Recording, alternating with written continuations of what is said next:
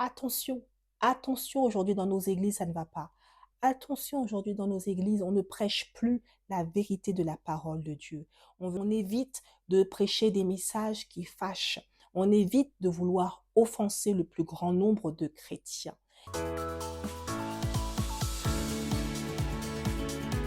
Bonjour à tous, j'espère que vous allez bien. Nous sommes toujours dans Culture Chrétienne, votre chaîne qui est là pour vous édifier, pour que vous puissiez être des chrétiens forts en Christ Jésus. La honte de l'évangile de John MacArthur. En fait, John MacArthur vient tirer la sonnette d'alarme concernant ce qui se passe aujourd'hui dans nos églises. On va voir cela sur 3 points. Et moi, ce qui m'a d'emblée marqué, je me rappelle lors des premières lectures j'ai l'impression qu'il parlait de nos églises d'aujourd'hui. J'ai l'impression qu'il parlait, en fait, c'est vraiment pas pour accuser, mais c'est pour soulever un point et pour dire: «Hey, attention église». Il y a des églises aujourd'hui qui manquent beaucoup de puissance. Pourquoi? Parce que la vérité de la parole de Dieu n'est pas prêchée. La parole de Dieu est diluée pour amener le plus grand nombre de croyants dans l'Église. Est-ce que même on cherche le plus grand nombre de croyants? Telle est la question. On cherche souvent à remplir nos églises. Voilà ce que va dire John MacArthur. En fait, ce qu'il va dire, c'est que tu viens un dimanche matin, tu te sens pas attristé parce que tu mènes une vie de péché. C'est souvent les prédicateurs qui va pointer, mais aussi à travers ce livre, on va voir que nous-mêmes chrétiens aussi, hein, nous devons être sensibles à cela parce que c'est nous qui allons à l'église, c'est nous qui allons écouter le message. Donc, quel message devons-nous écouter et comment faire attention à ne pas rentrer dans comment dire, une familiarité d'avoir des messages qui vont nous caresser dans le sens du poil, qui ne vont pas nous heurter, parce qu'il ne faut pas surtout hein, heurter le peuple de Dieu, parce que le risque, c'est quoi? C'est qu'ils ne reviennent pas le dimanche d'après. Le risque, c'est qu'on ne fidélise pas la clientèle. Il va dire aussi que l'Église est devenue de plus en plus dans le marketing. C'est comment faire pour avoir le plus grand nombre de fidèles au sein de nos assemblées, comment avoir de grandes méga churches, etc. Et on va utiliser toutes sortes de moyens inspirés des moyens mondains, donc du marketing, des commerciaux, vraiment pour attirer le plus grand nombre dans nos églises. Un des points qu'il va souligner dans son livre, La honte de l'évangile, l'église se conforme de plus en plus au monde. C'est-à-dire que moi, ça m'a parlé, pourquoi? Parce qu'il va dire dans son livre que, en gros, quand tu vas évangéliser, tu vois, quand, par exemple, les gens dans le monde reçoivent Jésus, ils ont entendu Jésus-Christ, qu'il est Seigneur et Sauveur, donc ils sont intéressés, ils vont venir à l'église. Et lorsqu'ils vont venir à l'église, ils vont retrouver ce qu'ils ont quitté dans le monde. C'est-à-dire on va tout faire, nous chrétiens, et ça c'est quelque chose qui est un peu vrai quand même, on va se dire la vérité, pour ne pas pour rendre l'église cool, tu vois, pour rendre l'église cool, elle s'adapte au monde. Tu vas voir, ah bon, tu fais ça dans le monde, ben nous aussi on fait ça aussi dans l'église. Tu vas voir ce genre de commentaires, ce genre d'événements, les événements du monde, tu vas les voir dans l'église. Par exemple, tu vas voir des festivals chrétiens parce qu'il y a des festivals païens. Tu vas voir des pyjama parties dans l'église. Et puis des pyjamas partout dans l'église parce qu'il y en a aussi dans le monde. Donc aussi, on fait dans l'église comme ça, on va paraître un petit peu cool. Dans l'église, certains jeux, certaines façons de faire, etc., qui sont inspirés du monde. Pourquoi? Parce qu'on veut rendre ça cool. Mais moi, la question qu'il se pose, et la question que moi aussi je me suis posée, c'est à quel moment le monde va s'inspirer de nous? À quel moment le monde va dire: «Ah, on va faire un peu comme l'Église». Et c'est ça le gros problème, c'est ça qui veut alerter John MacArthur. Il veut aller, je rappelle, hein, John MacArthur, je ne sais pas si je l'ai dit, mais il est retourné auprès du Père. John MacArthur est pasteur, enseignant de la parole de Dieu. Donc c'est ça qu'il va souligner dans son livre.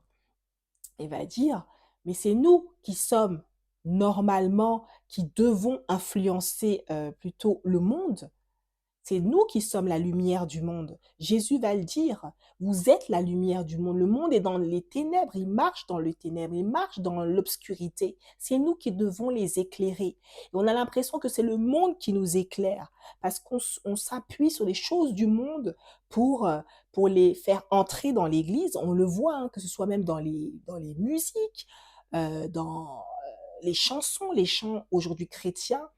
Quand on écoute, voilà, on trouve des chants chrétiens qui sont, certes, ça a l'air biblique parce que les paroles et cetera, mais la musicalité, faut se poser des questions et tout ça, on va le retrouver dans l'église et c'est là que là, la sonnette d'alarme commence à sonner, c'est: «Hop, faites attention, faites attention». Le monde est entré dans l'église et ça, c'est dangereux. Et ce que veut un païen qui rencontre Jésus-Christ, c'est pas de retrouver, les choses qu'il avait dans le monde, dans l'église. Là, on fait fausse route totale. Moi, si je donne ma vie à Christ, c'est pour voir autre chose. Si je rentre dans l'église et que, je veux quitter le monde parce que dans le monde, j'avais peut-être des je souffrais de certaines choses, spirituelles, de mes aventures, de situations compliquées, difficiles et je vais vers l'église. Si je vais vers l'église, c'est pour une chose, c'est pour voir un changement. Si je vais vers l'église, c'est parce que j'attends de l'église une guérison, une délivrance. J'attends de l'église autre chose que ce que j'ai connu pendant 15 ans, 20 ans, 30 ans dans le monde. C'est ce que je veux voir dans l'église. Mais souvent, que je sois dans l'église, que je sois dans le monde, je vois pas la différence en fait. Et là, c'est un problème. Alors, je sais pas pour toi, qu'est-ce que tu en penses? Mais moi, vraiment, quand j'ai lu ce passage, je dis, mais c'est vrai qu'il y a des certaines choses. Bon, moi, franchement, pour être sincère avec vous, vraiment, moi, je viens vous dépeindre le livre, hein. Je viens vous expliquer ce qui est écrit dans le livre, ce qui a été dit. Il y a des choses dont je suis en accord, il y a des choses que je trouve que c'est un peu extrême, mais j'entends et puis, voilà, on entend, on en discute et cetera. Bon, moi, là où je rejoins, l'auteur, en tout cas, le pasteur John MacArthur dans ses écrits, c'est que oui, c'est vrai qu'il y a des choses du monde qu'on retrouve dans l'Église, et puis il y a des choses que vraiment moi, personnellement, il y a des choses qui me gênent,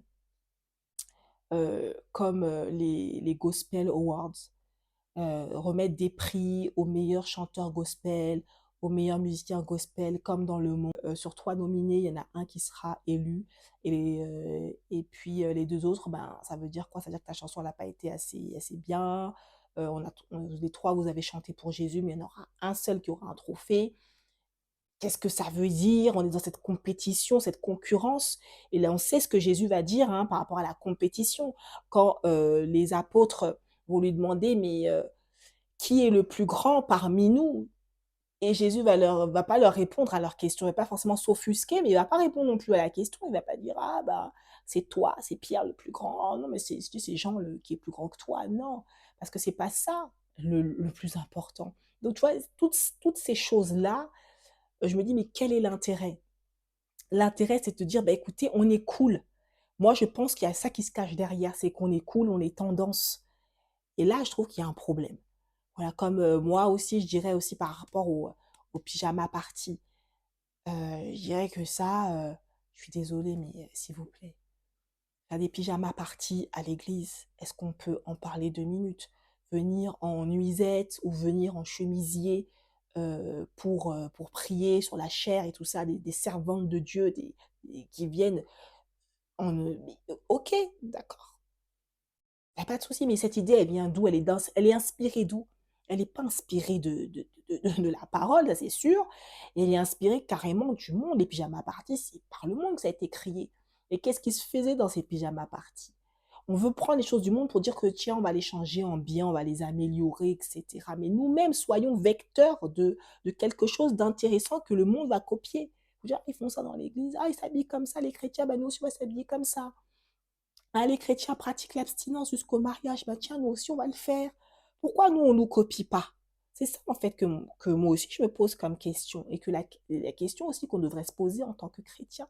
Pourquoi on ne nous copie pas sur notre façon de faire, notre façon de parler, notre façon de nous habiller, de nous vêtir, de nous comporter? Mais je comprends pas, ça c'est vraiment un truc que, après je dis pas qu'il y a pas le Saint-Esprit là-bas, qu'il se passe pas de choses intéressantes dans ces pyjamas parties, je ne dis pas le contraire, mais moi personnellement et bibliquement, je n'en suis pas, convaincue que, c'est diffusé. C'est diffusé, sur les réseaux sociaux, c'est vrai que bon après, c'est des pyjamas, voilà quoi. C'est diffusé sur les réseaux sociaux, c'est vu par plusieurs personnes. Pourquoi me mettre en cette tenue-là pour venir, avec mes sœurs adorer Dieu ou échanger sur certains sujets de confidence. Pourquoi je ne me mettrais pas plutôt en jogging, basket, un truc ample, simple? Et pourquoi dans ces tenues assez que c'est seul mon mari qui doit me voir comme ça et c'est pas les frères? Parce que on est entre filles, certes, dans le lieu, mais le truc, il est diffusé sur les réseaux. Et sur les réseaux, il y a des hommes. Donc c'est hypocrite de dire c'est fait entre filles, mais en même temps, je fais un live de ça en direct. OK, on fait entre filles, mais on reste entre nous. On fait un pyjama party entre filles, on prend la parole de Dieu, on est chez nous, peut-être à l'église, dans une grande salle, mais dans ce cas-là, il y a pas de caméra. Dans ce cas-là, je suis pas filmée. Vous voyez ce que je veux dire? Bon bref, je vais pas m'étaler dessus, mais c'est vraiment un point qui nous alerte. Qui nous alerte. Le message de la parole de Dieu est dilué aujourd'hui. Voilà ce que nous dit John MacArthur dans son livre La honte de l'évangile. John MacArthur va nous dire que euh, aujourd'hui, nous avons les démangeaisons d'entendre des choses agréables. Est-ce que c'est vrai? Moi, personnellement, je dirais que oui et non. C'est-à-dire que oui et non, mais il y a de tout. Il y a des prédicateurs qui sont là, qui disent la vérité, que ça chicote. Et moi, je trouve, d'abord, on va voir ce qu'il va dire. On va d'abord voir ce qu'il va dire, John MacArthur, là-dessus. Alors, on va prendre la parole de Dieu dans 2 Timothée 4, 3 à 4. Car il viendra un temps où les hommes ne supporteront pas la saine doctrine, mais ayant la démangeaison d'entendre des choses agréables, ils se donneront une foule de docteurs selon leurs propres désirs, détourneront l'oreille de la vérité et se tourneront vers les fables. Amen. Et c'est ça le problème, c'est que c'est vrai, nous sommes dans ces temps-là où les gens se donnent une foule de docteurs, surtout avec l'ère des réseaux sociaux, où on cherche un message qui va nous convenir. C'est-à-dire que par exemple, le chrétien va vivre dans une période où il sera dans un manque. Et au lieu de chercher pourquoi je suis dans ce manque, hein, peu importe un manque financier au niveau de la santé, au niveau du travail, etc. Peut-être que ce manque a une source peut-être de désobéissance, ou la source de ce manque vient d'un péché. Mais non, il va regarder comment faire pour sortir de là. Euh, il faut faire plusieurs jeûnes et prières, il faut faire plusieurs ceci, plusieurs cela. Quelles sont les pratiques pour m'en sortir? Mais est-ce qu'il va chercher des messages qui vont lui dire, mais marche, quitte l'impudicité, marche dans l'obéissance de la parole de Dieu, mets en pratique la parole de Dieu. Il va chercher plutôt des messages qui vont l'aider, qui vont lui dire, tiens, dans 3 ans, tu auras ça. Je vois dans mon esprit que vraiment Dieu t'appelle à ça. Il va se donner une foule de docteurs qui vont lui donner des paroles qui ne vont pas heurter ses pratiques, euh, heurter son quotidien d'une vie qui ne convient pas pour un chrétien, pour ne pas pas compromettre ce qu'il est en train de faire. Et c'est ça le problème. C'est-à-dire qu'on est dans un temps où, et bien souvent, moi j'ai vu ça aussi dans des églises, parce que le chrétien qui vient dans cette assemblée, ben, soit il a beaucoup d'argent, et ben il ne faut pas le heurter, hein. Ce chrétien a beaucoup d'argent, peut-être cette chrétienne, elle a beaucoup d'argent, mais comme elle sort avec un homme marié, elle a beaucoup d'argent, elle sort avec un homme marié, et comme elle participe, elle donne beaucoup d'offrandes, beaucoup de dîmes, etc., il ne faut pas trop lui parler hein, de fidélité et compagnie. Hein. Faut pas, vous voyez, ce genre de pratique existe. Et ça, c'est grave. C'est grave parce que c'est venir diluer la parole de Dieu. C'est venir compromettre le message de l'évangile. C'est venir ne pas, ok, il faut pas que si je parle trop comme ça, j'ai peur si je parle trop en prêchant la vérité de la parole de Dieu, j'ai peur que certains membres partent et que l'église diminue. Et si je fais des blagues pendant la prédication, si je raconte un peu beaucoup de témoignages, etc., et ben voilà, là, ça va s'imposer, quoi. Non, non, ça va pas. Et c'est ça le gros problème aujourd'hui qu'on voit dans certaines églises, hein, pas toutes, mais dans certaines églises. Parce que bon, moi, la plupart des églises où je suis allée, vraiment, c'était prêché. La parole, elle était prêchée comme il fallait. Mais c'est vrai que dans certaines églises, on survole le côté péché, on survole, le fait de parler, de l'enfer. Ça, par contre, on n'entend pas beaucoup franchement, non, on n'entend pas vraiment l'enfer, hein. Je ne sais pas si eux-mêmes, les prédicateurs, souvent peut-être croient ou pas à l'enfer, ça, je n'en sais rien, mais on le prêche pas souvent et heu et ça, c'est vraiment, délicat. C'est pour ça qu'on nous parle vraiment de est-ce que quand Paul dit: «Je n'ai pas honte de l'évangile». Parce que vous savez, l'évangile, ça choque, ça choque. C'est pour ça que Paul va dire à Timothée: «Prêche la parole, insiste en toute occasion, favorable ou non, reprend, censure, exhorte avec toute douceur et en instruisant». Il va insister: «Prêche la parole». Vous savez, Timothée était, comme va le dire, John MacArthur, Timothée était dans une période, en tout cas dans un environnement où il y avait la persécution des chrétiens. Et on sent peut-être dans les écrits de Paul que peut-être que Timothée avait un petit peu peur. C'est pour ça que Paul va lui dire: «Tu n'as pas reçu un esprit de peur, mais un esprit de force, de sagesse et d'amour». Paul va un peu le stimuler pour lui dire: «Allez, prêche, allez, dis, prêche la vérité de la parole de Dieu». Parce qu'il y avait certes la persécution, mais il fallait rester fidèle à la parole de Dieu. Il fallait prêcher la parole de Dieu, coûte que coûte, sans rien y ajouter, telle qu'elle est. Elle est assez efficace, elle est assez puissante pour libérer, pour délivrer. On n'a pas besoin de rajouter quoi que ce soit à la parole de Dieu. Mais aujourd'hui, soit on la dilue pour l'adoucir, soit on ne veut pas heurter, soit il y a des choses qu'on n'a pas prêchées. Et ça, c'est dangereux, parce qu'on sait que dans l'église, il y a beaucoup d'adultère, mais on va éviter ce passage-là sur l'adultère. On sait par contre que dans l'église, il y a des gens qui vivent une vie vraiment de péché et autres, donc on va éviter de trop, parce que sinon on va les heurter, peut-être qu'ils ne viendront pas dimanche prochain, etc. Donc voilà ce que va nous dire John MacArthur par rapport aux églises aujourd'hui. Donc toi, mon frère, ma sœur, si tu te trouves dans ce cas-là, vraiment, je t'encourage à toi-même regarder la parole comme un miroir et te dire, est-ce que je marche véritablement à ce que la parole dit? La parole n'est pas démodée, d'accord? Ça, c'est un truc à savoir, c'est que la parole, elle n'est pas démodée. La parole, elle est toujours d'actualité. Jésus est lui-même hier, aujourd'hui et éternellement. Et moi, ce que j'ai remarqué, contrario à ce que le pasteur John MacArthur a dit dans son livre, c'est que pour moi, les églises qui sont les plus, en tout cas les méga church, les grandes églises, c'est les églises où il y a de l'enseignement. Ça, c'est vraiment un truc que j'ai remarqué, c'est que lorsqu'on enseigne la parole de Dieu, lorsqu'elle est enseignée, eh ben, on voit que le nombre de croyants est énorme. C'est les méga church, c'est des églises d'enseignement. En tout cas, ceux que j'ai vus en France, et ceux que je vois en fait un peu sur les réseaux sociaux, comme vous savez Joyce Meyer, comme Joseph Prince, comme en tout cas vraiment les églises où la parole de Dieu, elle est enseignée.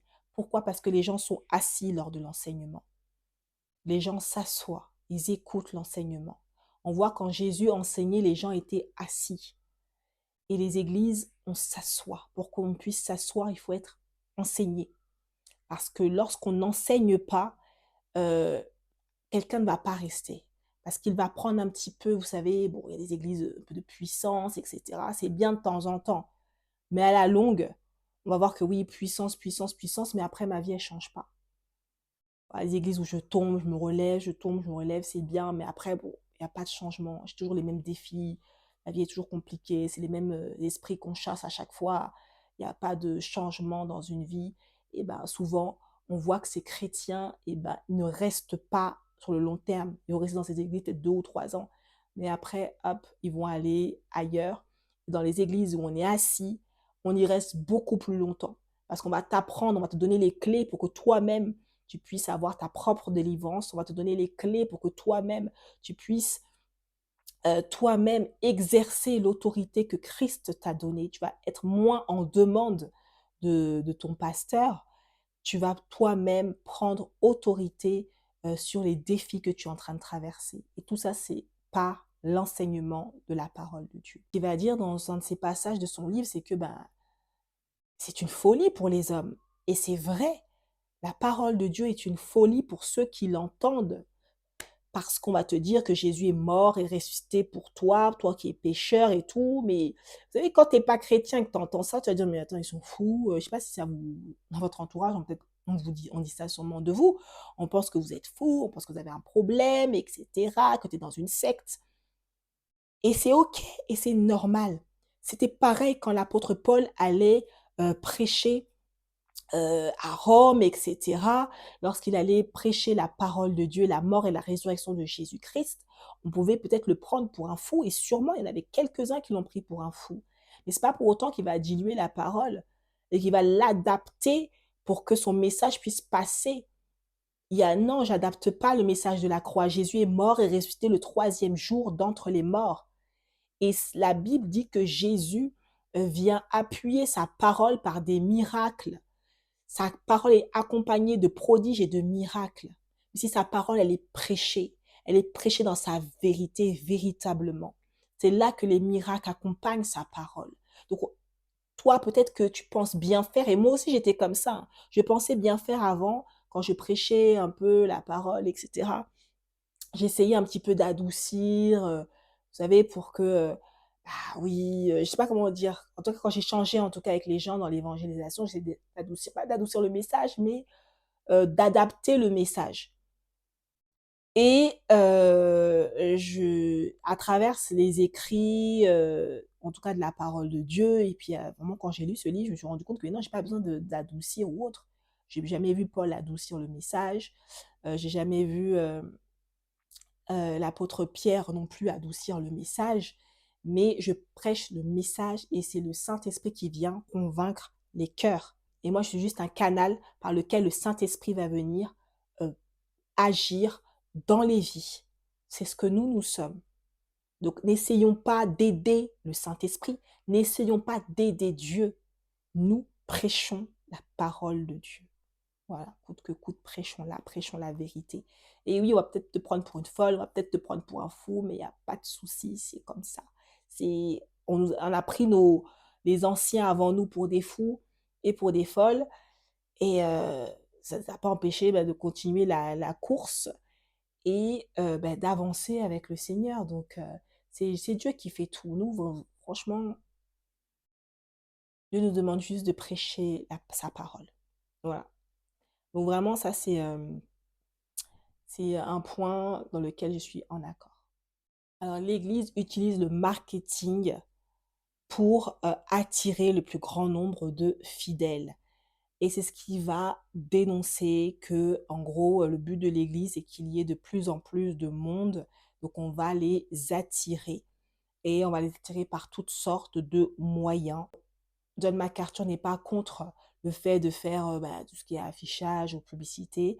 Et vraiment là où il va être contre, dans le fait que tout ce qui est sur les réseaux sociaux, de plus en plus de chrétiens se font une foule de docteurs, entre guillemets, comme je l'avais dit dans le point précédent. C'est-à-dire que, en fait, le fait de ne pas aller à l'église sur place, on fait croire aux gens que l'église, elle est virtuelle. On fait croire aux gens que l'église, tu peux rester chez toi, suivre le culte en ligne, c'est OK. Et on perd ce contact physique d'une église vivante, réelle, au contact des gens, parce que c'est avec les autres qu'on grandit, hein. C'est comment je peux grandir spirituellement si je ne côtoie pas mon frère ou ma sœur, même si l'église, il y a de tout, hein. Mais le fait de pouvoir, de rester chez moi à regarder un culte, c'est bien. Et puis quand ça me plaît pas, le message ne me plaît pas, qu'est-ce que je vais faire? Je vais zapper sur un autre message beaucoup plus agréable. Et c'est ce qui se passe. On peut être sincère. C'est: «Ah oui, bon, c'est trop long, hop, je vais aller à côté. Ah oui, non, mais la voix de la chantre, elle est un petit peu, un petit peu ça grisaille. Donc je vais aller, voir, qu'est-ce que font le voisin et cetera». Et donc on va devenir des consommateurs. Vraiment, on va aller là où, ça nous chante, là où on en ressent le besoin. Et du coup, l'Église va se déployer. Comment faire pour attirer de plus en plus de fidèles sur nos chaînes, sur nos réseaux sociaux, et cetera. Quel contenu on va leur donner à ces consommateurs pour qu'ils puissent venir consommer notre chaîne? Voici, ça va être un objectif de l'Église. Qu'est-ce qu'on va dire? Les émissions qu'on va faire aussi, c'est, pour sensibiliser le plus grand nombre à rester, à s'abonner, à rester sur nos pages et cetera et c'est ça le plus gros problème de ce marketing à l'église. Le client est roi, comme dans un restaurant, le client est roi, le consommateur est roi. Comment fait-on? Mais nous ne sommes pas des consommateurs, nous sommes des chrétiens. Nous sommes des chrétiens, l'Église, elle est réelle, nous avons besoin des uns des autres, nous avons besoin d'être dans une communauté, la communauté, chrétienne au sein d'une assemblée et le fait de passer notre temps, suivre les cultes en ligne, à rester derrière nos écrans, à juger, à changer de chaîne quand le message va pas dans notre sens, tel est le gros, point noir sur cet aspect, marketing de l'église. Donc il faut faire attention. Mon frère, ma sœur, ça c'est un truc vraiment qu'il va dénoncer dans son livre, La honte de l'évangile, John MacArthur. C'est pas dérangeant de suivre une fois ou 2 un culte en ligne parce qu'on n'a pas eu le temps de se déplacer, parce qu'on est en voyage, parce que peut-être que on est malade ou on vit une situation un peu où on ne peut pas sortir pour X ou Y raison. Mais de passer, tout à 1 an, 2 ans à la maison à suivre que des cultes 100 en ligne, là, à un moment donné, il faut se poser une question. C'est que je ne suis pas un chrétien du virtuel, je suis un chrétien réel. Je ne peux pas passer mon temps, des années, à ne suivre que des cultes en ligne. Je dois faire partie d'une communauté, d'une assemblée. Et ça, c'est important en tant que chrétien, parce que nous demande la parole de Dieu. Donc, ok, on est dans un monde moderne, mais faisons très attention à ce que la modernité ne nous vole pas quand même un aspect important de notre vie chrétienne. Et c'est de là que Charles Spurgeon et John MacArthur ont tiré la sonnette d'alarme. Donc à travers la honte de l'évangile, vraiment, je te conseille ce livre, de le lire. J'ai pas tout détaillé, j'ai pas tout dit. Vraiment, c'est beaucoup plus profond ce livre si tu le lis et je t'invite vraiment à l'acquérir, à l'acheter, à le lire. Je pense qu'il va te faire beaucoup de bien aussi à vous qui donnez des messages hein, aux prédicateurs, il va faire beaucoup de bien aussi à toi, chrétien. Donc voilà, nous sommes arrivés à la fin de cette vidéo, à la fin de ce message. Donc j'espère qu'elle vous a beaucoup plu. Donc on se retrouve bientôt pour une nouvelle vidéo sur culture chrétienne, un nouveau livre, un nouveau thème. Donc pour ne rien rater, je t'invite à t'abonner sur cette chaîne YouTube. À bientôt.